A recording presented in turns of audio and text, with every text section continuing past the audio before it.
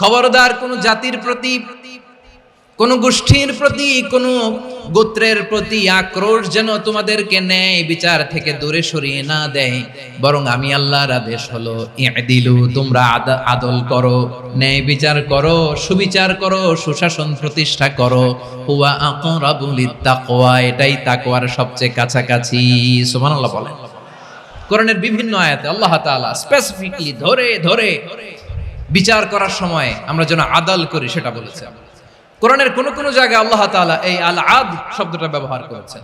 আবার একই জিনিস ইনসাফ, সুবিচার, সুশাসন, ন্যায় বিচার, ন্যায় পরায়ণতা বুঝাতে আল্লাহ তাআলা কখনো কখনো আল কিসত শব্দটা ব্যবহার করেছেন।